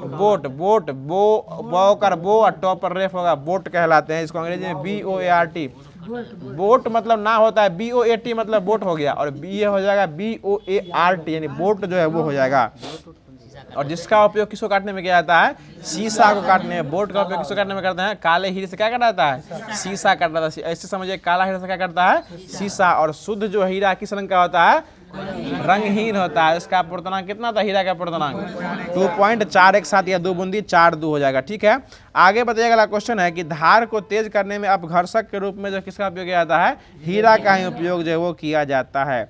आगे बताइएगा क्वेश्चन है कि प्रयोगशाला में विकसित हीरे के बीज के रूप में ग्रेफाइट का उपयोग किया जाता है। प्रयोगशाला में किसका उपयोग किया जाता है, हीरे की जगह ग्रेफाइट का उपयोग जो है वो किया जाता है। आगे बताइए ग्रेफाइट विद्युत का सुचालक होता है या कुचालक होता है, ये ग्रेफाइट विद्युत का क्या होता है, सुचालक जो यह हो जाता है। इसका और आपेक्षिक घनत्व कितना होता है, इसका 2.2 होता है। इसका कितना होता है आपेक्षिक घनत्व 2.2, किसका 2.2 होता है, ग्रेफाइट का क्या होता है 2.2 हो जाएगा। ठीक है, आगे बताइए कागज पर रगड़ने पर हीरा ग्रेफाइट कैसा निशान छोड़ता है, काला निशान छोड़ता है, इसलिए इसका उपयोग कहाँ किया जाता है, पेंसिल के रूप में जो इसका किया उपयोग जो है वो किया जाता है। और इसलिए इसको जो है ना काला शीशा भी कहा जाता है। ग्रेफाइट को क्या कहा जाता है, काला शीशा, क्योंकि इसको अगर कागज पर रगड़िएगा तो कैसा रंग छोड़ेगा, ये काला रंग छोड़ता है, इसलिए वो क्या कहलाता है, काला शीशा। और काला रंग क्या होता है, उष्मा का अच्छा अवशोषक होता है। ठीक है, आगे बताइएगा कि ग्रेफाइट का उपयोग पेंसिल बनाने के साथ साथ जो है ना ये परमाणु भट्टी के विबंधक के रूप में भी इसका उपयोग जो है वो किया जाता है। और यह जो है अभिक्रिया करने के बाद जो वो न्यूट्रॉन की गति की दर को कम करता है या बढ़ा देता है, उसकी गति को क्या करता है, कम कर देता है। ठीक है, आगे बताइएगा। अगला क्वेश्चन है कि हीरा में कार्बन संस्करण जो होता है ना वो कौन सा होता है, sp3। हीरा में क्या हो जाएगा, sp3 हो जाएगा। और ग्रेफाइट में पूछेगा तो sp2 हो जाता है। हीरा में sp3 और ग्रेफाइट में sp2 जो है यह हो जाएगा। आगे बताएगा कच्ची चीनी को रंगहीन करने में जो है ना किस चारकोल का उपयोग किया जाता है, एनिमल चारकोल का उपयोग जो है वो किया जाता है। बताइए कार्बन और हाइड्रोजन के यौगिक को क्या कहा जाता है, हाइड्रोकार्बन जो यह कहा जाता है। ठीक है, आगे बताइएगा कि हाइड्रोकार्बन एक प्राकृतिक स्रोत है, जैसे पेट्रोलियम जो है किस श्रेणी में आएगा, ये हाइड्रोकार्बन में ही आता है। पेट्रोल किस में आता है, हाइड्रोकार्बन में आएगा। और ये कच्चा तेल के श्रेणी में आता है। और कच्चा तेल के लिए कौन सी क्रांति आई थी, काली क्रांति, वही कृष्ण क्रांति या काली क्रांति, जो कि डीजल उत्पादन या पेट्रोल से या कच्ची क्रांति से आई थी। और पीली क्रांति किसके लिए आई थी, सरसों या तेलहन उत्पादन से आ जाएगी। और श्वेत क्रांति हो जाएगा तो ये दूध उत्पादन से हो जाएगा। और हरित क्रांति हो जाएगा तो ये गेहूं या अनाज या बाजरा से संबंधित जो है वो हो जाएगी। ठीक है, आगे बताइए अगला क्वेश्चन है। और जो है लाल क्रांति हो जाएगा तो ये टमाटर और मांस, अगर ये दोनों ऑप्शन में न रहे तो प्याज के लिए गया था, टमाटर मांस और प्याज के लिए। एक दिन सेट मारे थे उसमें टमाटर मांस ऑप्शन में नहीं था और ऑप्शन में प्याज लहसुन था, तो प्याज मारे थे, क्या जाएगा ये प्याज। याद रखिए, सब याद रखा कीजिए। जब इसको विस्तृत रूप से पढ़िएगा ना तो वो लाल टमाटर के टमाटर और मांस का ऑप्शन न रहे तो क्या हो जाएगा, ये प्याज के लिए भी जो इसका संबंधित जो है वो हो जाएगा। चलिए इसी के बाद आगे बताइएगा क्वेश्चन हो जाएगा कि जितने भी हाइड्रोकार्बन होते हैं वो किस प्रकार के चट्टान से पाए जाते हैं, अवसादी चट्टान से। देखिए अवसाद मतलब होता है परत, और परत दर पर जितना उसको खड्डा खुनिएगा मतलब खुनते रहिएगा ना तो उसमें जो है वो जीवाश्म ईंधन जो वो निकलता है, वो क्या हो जाएगा, अवसादी। और ये ट्री 2.0 का पूछा हुआ क्वेश्चन है कि जीवाश्म ईंधन किस प्रकार के चट्टानों में पाए जाते हैं, तो कौन हो जाएगा, ये अवसादी चट्टानों में जीवाश्म ईंधन जो है वो पाए जाते हैं। अब बताइएगा अगला क्वेश्चन है कि हाइड्रोकार्बन जो है वो कितने प्रकार के होते हैं, 3 प्रकार के होते हैं, जिसकी चर्चा अभी कुछ देर पहले एनसीईआरटी बुक में भी किया गया था। संतृप्त हाइड्रोकार्बन और संतृप्त हाइड्रोकार्बन, और एक और होता है एरोमेटिक हाइड्रोकार्बन, जिसकी चर्चा अगले क्लास में जो वो आपको देखने को मिलने वाली है। कोई दिक्कत योगेश बाबू? चलिए आगे बताइएगा। अब जो है कल जो पिछले दिनों जो है कुछ रोगों की चर्चा हो गई थी, अब इससे आगे रोग बढ़ाते हैं, रोग बढ़ाने का काम अभी कर रहे हैं। बताइएगा अगला क्वेश्चन है कि टर्नम सिंड्रोम जो होता है ना, टर्नम सिंड्रोम, इसमें जो है ना यह रोग मुख्यतः किस में होता है, महिलाओं में होता है। टर्नम सिंड्रोम किस में होता है, महिलाओं में होता है। और इस रोग से ग्रसित गुणसूत्रों की संख्या जो हो जाती है, क्या होती है, वो टर्नर में क्या होता है, वो घट जाता है, टर्नर में वो घट जाता है। ठीक है, अगला क्वेश्चन बताइएगा। अगला क्वेश्चन है कि क्लीफेंट्रो सिंड्रोम जो होता है, इससे रोग से ग्रसित पुरुषों की गुणसूत्रों की संख्या कितनी हो जाती है, बढ़ जाता है। इसमें भी वो क्या होता है, क्लीफेंट्रो में क्या होता है, वो बढ़ जाता है। और इसमें कितनी हो जाती है, 47 हो जाती है। और यह रोग किसमें होता है, पुरुषों में होता है। ठीक है, आगे बताइएगा। इससे क्या होता है कि पुरुषों का जो है ना विरसन जो है वो अल्प विकसित होता है, पूरा विकसित जो है वो नहीं होता है। और स्त्रियों के स्तन जो है ना, स्त्रियों का स्तन जो है स्त्री के समान हो जाता है, मतलब जो है विरसन क्या होता है, वो छोटा हो जाता है। और जो क्या कहते हैं स्तन जो है वो स्त्री के आकार का हो जाता है। ये किस में होता है, पुरुष में होता है। समझ गए ना, नहीं समझे, समझ गए होंगे, उमाकांत जी ने समझाया था अच्छा से। और इस रोग से ग्रसित पुरुष जो है वो क्या हो जाते हैं, नपुंसक हो जाते हैं, मतलब उसका मेन सिस्टम छोटा हो जाता है और ऊपर वाला सिस्टम जो है वो स्त्री के समान क्या होता है, बड़ा हो जाता है। ठीक है, आगे बताइए अगला क्वेश्चन है कि डाउन सिंड्रोम में बताइएगा कि इस रोग से ग्रसित रोगी जो है ना वो मंदबुद्धि, आंखें टेढ़ी, जीभ मोटी और अनियमित शारीरिक ढांचे के होते हैं, वो डाउन सिंड्रोम में हो जाएंगे। बताइए अगला क्वेश्चन है किस रोग से रोगी को जो है ना ऊपर के ओठ जो है ना बीच से कट जाता है। ये पटाव में क्या होता है, ऊपर से कट जाता है और तालू में क्या आती है, दरार हो जाती है, उसी को क्या कहते हैं, पटाव सिंड्रोम के कारण जो है यह होता है। अब आते हैं कुछ अन्य रोग हो जाएगा। बताइएगा जो एक रोग है नाम बताइएगा जिसमें कुछ ही शरीर में जो है कुछ ही मिनटों में शरीर के आधे भाग में लकवा मार देता है, वो कौन सा रोग हो जाएगा। उसको लकवा कहिए या पक्षाघात कहा जाता है। लकवा या पैरालिसिस उसी को बोलते हैं, जिसको अंग्रेजी में पैरालिसिस बोलिए और हिंदी में लकवा कहते हैं। यानी कुछ ही मिनट में क्या होता है, शरीर का आधा भाग क्या होता है, उसको काम करना बंद होता है, अस्थिर हो जाता है, इसी को पक्षाघात भी कहा जाता है। इसके कारण जो है ना अधिक रक्तदाब के कारण मस्तिष्क से कोई धमनी फट जाती है या फिर वहाँ अपर्याप्त रक्त की आपूर्ति होने लगती है, इसलिए जो है वो क्या होता है, शरीर का काम करना भाग जो है वो बंद कर देता है। एक रोग है उसका नाम बताइएगा जिसमें कुछ वस्तु जैसे धुआं, धूल, रसायन, कपड़ा आदि से जो है ये हानिकारक हो जाती है और शरीर पर जैसे ही इसका प्रयोग होता है ये शरीर में विपरीत प्रतिक्रिया होने लगती है और इसके कारण शरीर में खुजली, फोड़ा, फुंसी, सूजन, काला दाग, एक्जिमा ये सब जो है ये हो जाता है। तो ये एलर्जी हो जाएगा। एलर्जी के कारण क्या होता है कि कुछ लोग को देखिएगा जैसे दरी पे बैठेंगे या दरी यहाँ कोई मच्छर भी काटता है, थोड़ा सा भी बाहर निकलती है, धूल करने लगता है तो पूरा शरीर लाल हो जाता है, चकत्ता कत्ता हो जाता है, पूरा फोड़ा फुंसी जो है वो जो है उधर किसी को एलर्जी हाई लेवल का होता है। कितना लोग जो है जो गाँव से बिलोंग करते हैं तो वो कुछ घुस जाए उसको एलर्जी का कुछ होगा, वो नॉर्मल रहता है, ठीक है ना। चलिए बताइएगा कि मिर्गी रोग को एक और अन्य नाम से जानते हैं, अपसमार रोग, ठीक है। अपसमार रोग को किसके नाम से, ये मिर्गी को जाना जाता है और यह जो है ना किसके आंतरिक गड़बड़ी के कारण होता है, मस्तिष्क के आंतरिक गड़बड़ी के कारण कौन सा रोग होता है, मिर्गी रोग हो जाता है। और इसके दौरान जब रोग से दौरा पड़ता है तो मुंह से झाग निकलता है और नीचे से क्या होता है, मलमूत्र सब निकल जाता है, मतलब मुंह से झाग निकलने लगता है, मतलब शरीर कंट्रोल से बाहर हो जाता है और शरीर से मुंह से झाग निकलता है और मलमूत्र जो है वो एक साथ जो है वो उसका निकल जाता है। आगे बताइए अगला क्वेश्चन है जो मनुष्य के एक ऐसा रोग का नाम बताइएगा जिसमें कोशिकाएं अनियंत्रित रूप से वृद्धित होने लगती है, वो कैंसर हो जाएगा, ठीक है। इसमें क्या होता है, कैंसर में जो है अनियमित रूप से कोशिका गुच्छे के कारण में क्या होती है, बढ़ने लगती है, ठीक है। और आगे बताइएगा कि कैंसर को स्थापित होने में यानी कैंसर बनने में जितना समय लगता है उसको कौन सा पीरियड कहा जाता है, लेटेंट पीरियड कहा जाता है। कौन सा पीरियड कहा जाता है, लेटेंट पीरियड। एगो हृदय आघात से पहले का जो आवर उसको गोल्डन आवर कहा जाता है, यानी हृदय आघात आने वाला उससे पहले का जो आपका 1 घंटा समय उसको क्या कहते हैं, गोल्डन आवर। और कैंसर होने से पहले वाले पीरियड को कौन सा पीरियड कहते हैं, लेटेंट पीरियड जो है वो कहा जाता है। और कैंसर का उपयोग जो है ना किसके द्वारा किया जाता है, कीमोथेरेपी करके जो है वो कैंसर का उपयोग जो है वो कर सकते हैं, हाँ उपचार जो है। और इसके लिए एक गैस भी आता है, वो उत्कृष्ट गैस है, हाँ रेडॉन गैस, उत्कृष्ट गैस में हो जाएगा तो रेडॉन गैस का उपयोग करके भी कैंसर का इलाज जो है वो कर सकते हैं। समस्थानी की बात कीजिएगा तो C60 का उपयोग करके भी कैंसर का उपयोग जो है वो इलाज जो है वो कर सकते हैं। बताइए केमोथेरेपी शब्द को जो है ना ये किसके द्वारा दिया गया था, एहरलिच, पाउल एहरलिच के द्वारा 2013 में जो इसका नाम जो है वो दिया गया था, जिसको आधुनिक रसो चिकित्सा का पिता जो है वो कहा गया है, ठीक है।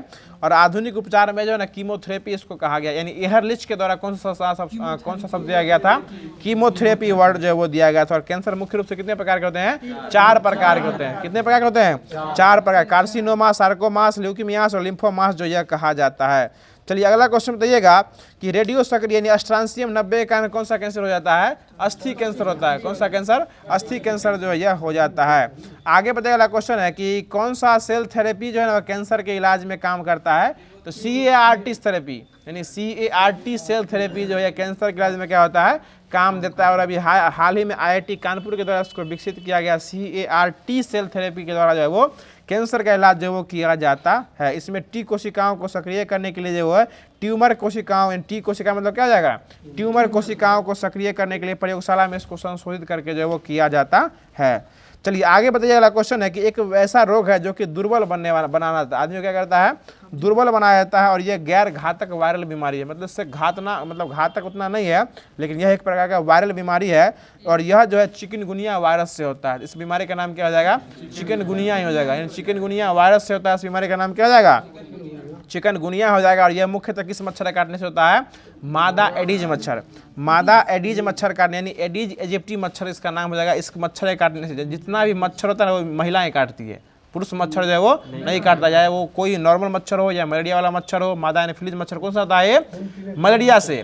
मलेरिया किस रोग से होता है? ये मादा एनोफिलीज मच्छर से होता है, खून पीने में मादा आगे रहती है। और ये चिकनगुनिया रोग जो किससे होता है? ये मादा एडिज वायरस हो जाएगा वो, और उसका वाहक मच्छर कौन हो जाएगा? मादा एडिज इजिप्टी मच्छर जो है इसका वाहक जो है वो हो जाएगा। और इसका मुख्य स्रोत जो है वो हो जाएगा मच्छर व्यक्ति के काटने से होता है। और यह रोग जो है मच्छर के काटने से फैलती है, किसी भी व्यक्ति से किसी भी व्यक्ति को यह नहीं हो सकती है।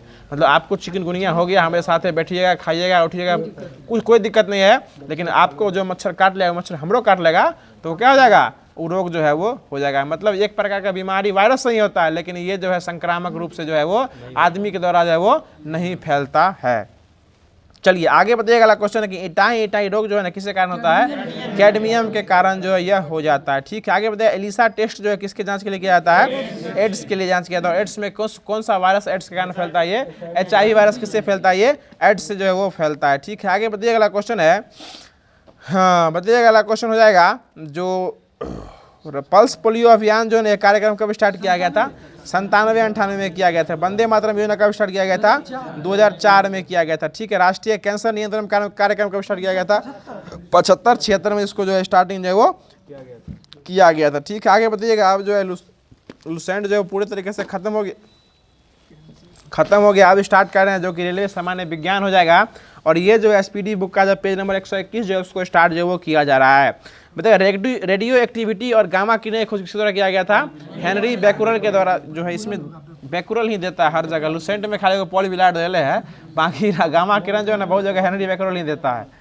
चलिए कोई बात नहीं, याद रखिए, दोनों याद रखिए, बैकुरल या पॉल विलार्ड। आगे बताइए। क्वेश्चन है कि परमाणु की संरचना किसके द्वारा दिया गया था? नील्स बोर के द्वारा। परमाणु नाभिक हो जाएगा तो रदरफोर्ड, और परमाणु की संरचना हो जाएगा तो ये नील्स बोर के द्वारा। यह परमाणु संरचना का मॉडल किसको दिया गया था? नील्स बोर, जो है जिसको बोर मॉडल भी कहा जाता है। और इसी में परमाणु के कक्षकों को भरने के लिए उसका एक सूत्र दिया गया था। सूत्र क्या हो जाएगा? 2n² जो ये रखा गया था। परमाणु कितने कक्षक होते हैं? मुख्य रूप से 4 कक्षक होते हैं, K, L, M और N। लेकिन मुख्य रूप से 4 होता है, लेकिन ये बढ़ के कहाँ जाता है? ये Q तक जाता है। 7 को जाता है K, L, M, N, O, P और Q। मतलब लेटेस्ट पूछेगा तो कहाँ जाता है? ये Q तक जाता है, लेकिन मुख्य रूप से जो पढ़ा जाता है वो कहाँ तक? K, L, M और N तक। और इसको निकालने के लिए जो सूत्र रखा गया है जो कि 2n² जो ये 1885 ये इन्हीं के द्वारा दिया गया था। किसके द्वारा दिया गया था? नील्स बोर के द्वारा दिया गया था। 2n², जहां n कौन सी संख्या हो जाएगी? नेचुरल नंबर जो ये n हो जाएगी। आगे बताया क्वेश्चन हो जाएगा हाइड्रोजन जो है ना इसको तत्व के रूप में किसके द्वारा खोजा गया था? हेनरी कैवेंडिश के द्वारा। हाइड्रोजन तत्व के रूप में किसके द्वारा खोजा गया था? ये हेनरी कैवेंडिश के द्वारा जो वो खोजा गया था। बताइए न्यूट्रॉन की खोज किसके द्वारा किया गया था? चैडविक के द्वारा किया गया था। ठीक है, आगे बताइएगा। जो रेडियम की खोज किसके द्वारा किया गया था? मैडम क्यूरी के द्वारा। इनको कितना बार नोबेल मिला है? 2 बार। 3 और 11 में मिला है। 3 बार नहीं मिला है, मिला है 2 बार। 1903 और 11 में, 3 और 11 में मिला है। बताइएगा परमाणु सिद्धांत किसके द्वारा दिया गया था?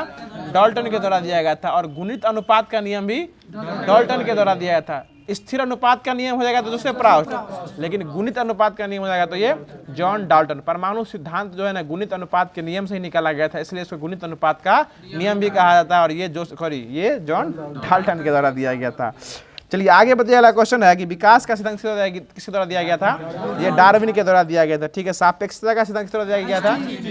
आइंस्टीन। और ये सापेक्षता का सिद्धांत जो है यही द्रव्यमान और ऊर्जा के बीच संबंध दिखाता है। और उसके लिए एक सूत्र रखा गया था, E = mc² जो यह रखा गया था। आगे बताइएगा। क्वेश्चन है कि पेनिसिलिन की खोज किस द्वारा किया गया था? अलेक्जेंडर फ्लेमिंग के द्वारा किया गया था। ठीक है, बताइएगा। टेलीस्कोप का निर्माण किस द्वारा किया गया था? गैलीलियो के द्वारा किया गया था। रक्त परिवहन की खोज किस द्वारा किया गया था? William Harvey. रक्त परिवहन हो जाएगा तो विलियम हार्वे हो जाएगा। और रक्त समूह हो जाएगा तो क्या? लैंडस्टीनर। परिवहन बोले ना उसको, परिसंचरण भी। हाँ, परिसंचरण ही बोला था, विलियम हार्वे के द्वारा खोला गया था। रक्त समूह हो जाएगा ना तो ये कार्ल लैंडस्टीनर के द्वारा जो ये खोजा गया था। आगे देखा चेचक की टीके कौन खोजे थे? एडवर्ड जेनर द्वारा खोजा गया था। ऑक्सीजन की खोज किस द्वारा किया गया था? जोसेफ प्रिस्टले और सीले के द्वारा खोजा गया था। एक्सरे की खोज किस द्वारा किया गया था? रोएंटजन के द्वारा किया गया था। और एक्सरे को ही रोएंटजन रे भी जो है वो कहा जाता है। ठीक है, बताइएगा कि कोशिका शब्द किसके द्वारा खोजा गया था? Robert Hooke. कब खोजे थे? ये 1662 में। जिंदा था कि मरल था? मरल था। और जीवित कोशिका खोज किस द्वारा किया गया था? एंटोनियो लीवन हॉक के द्वारा 1674 में किया गया था। ठीक है, आगे बताइएगा। कि परमाणु के नाभिक की खोज किस द्वारा किया गया था?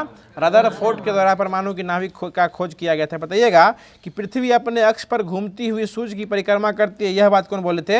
आर्यभट्ट के द्वारा बोला गया था। किस तरह बोला गया था? आर्यभट्ट के द्वारा सबसे पहले यह बोला गया था कि अपने अक्ष पर घूमने के साथ साथ जो है ये सूर्य की परिक्रमा करती है, ये आर्यभट्ट के द्वारा ही बोला गया था। आगे चल के केपलर भी इसको जो वो सिद्ध कर दिए थे, जिसको केपलर का नियम भी कहा जाता है, और ये केपलर का तीसरा नियम हो जाएगा जिसको परिक्रमण का नियम भी कहा जाता है।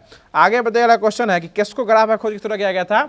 जेसी बोस के द्वारा जो केस्कोग्राफ का खोज जो है वो किया गया था। आगे बताइएगा कि सीवी रमन को नोबेल पुरस्कार कब दिया गया था? 1930 में दिया गया था। ठीक है। राष्ट्रीय विज्ञान दिवस कब मनाया जाता है? 28 फरवरी। इनको नोबेल प्राइज 28 फरवरी 1930 को ही दिया गया था, लेकिन ये खोजे कब थे? 28 फरवरी 1928 को। ये 1928 में ही खोज लिए थे, लेकिन जो ये प्राइज जो है कब दिया गया था? 1683 देता है जीवित कोशिका खोज।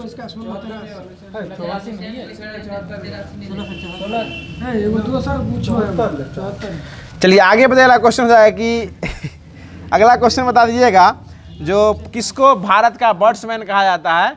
ये सलीम अली को क्या कहता है? भारत का बर्ड्समैन कहा जाता है। बताइएगा परमाणु अनुसंधान केंद्र जो है ना, ये किसके नाम पर खोजा गया था? ये डॉक्टर होमी जहांगीर भाभा के नाम पर खोजा गया था।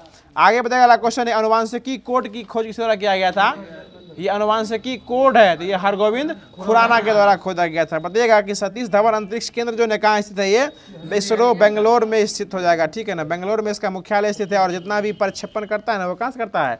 आंध्र प्रदेश के सतीश धवन श्रीहरि कोटा से जो वो बायोलॉजी में देखिए ना, बायोलॉजी में तुरंत मिल जाएगा।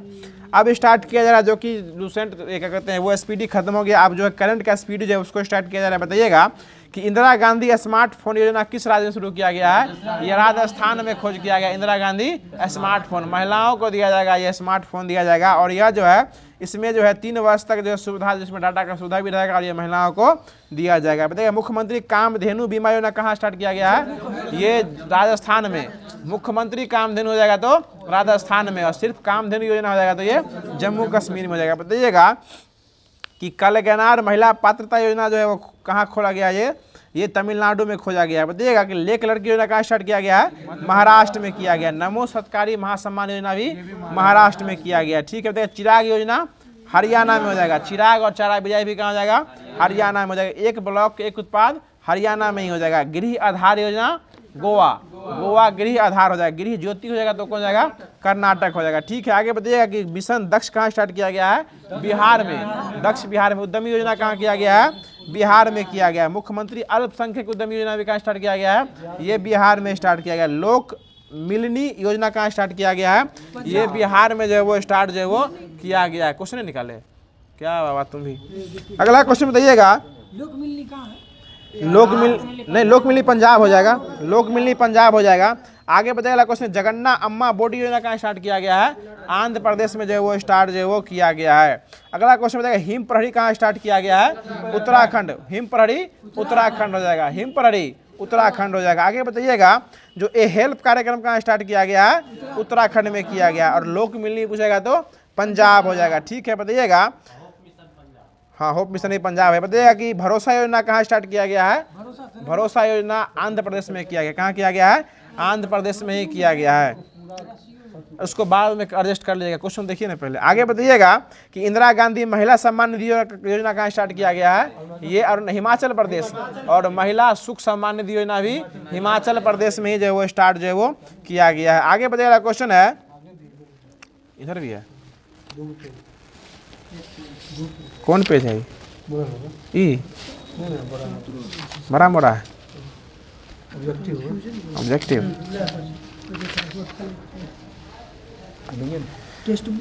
चलिए अगला क्वेश्चन बताइए। अगला क्वेश्चन हो जाएगा, अब जो है वो वन लाइनर देखा जाता है। बताइएगा कि जम्मू कश्मीर के उप मुख्यमंत्री के रूप में किसे नियुक्त किया गया है?